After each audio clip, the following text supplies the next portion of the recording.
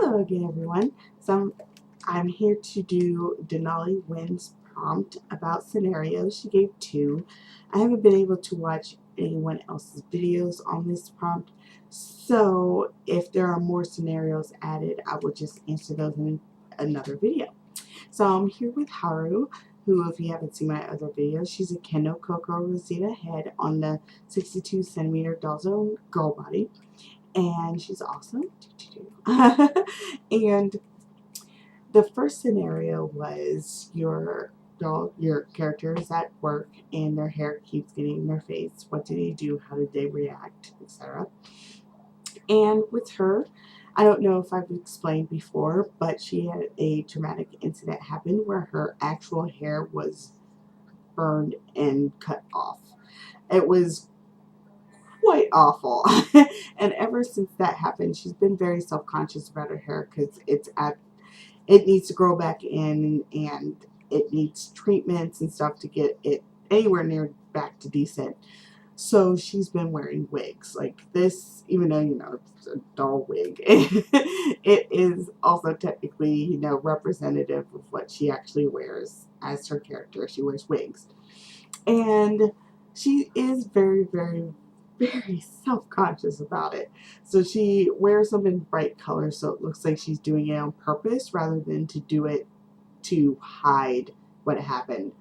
And if her wig hair was getting in her face all day, she would be so frustrated because she would just start messing with it and like keep trying to push it out of her hair, but she wouldn't want to mess up her wig so people would see what happened. So she would just be very frustrated and pretty much would get to the point where she would just leave it alone, even if it was frustrating the crap out of her, simply because she wouldn't want to do anything to knock her wig askew or anything like that.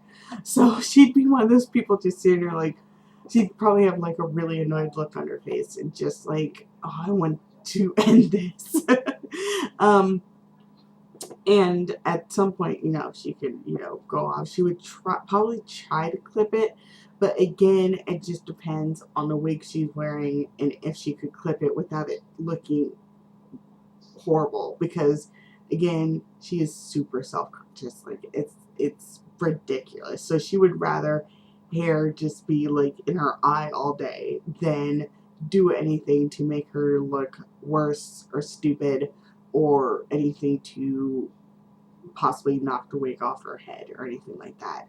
So that's pretty much how she would handle it. She'd probably just leave it there, and it's really a shame too. I feel bad for her. Feel bad for my baby. And as for the next scenario, that's if they dropped a sandwich on the ground, what would they do in that case? Well, with her, it just depends on where it fell, like how much damage. The way she grew up and with the person who did that to her hair is actually her stepfather. I don't know if I mentioned, but he also had this weird thing about food.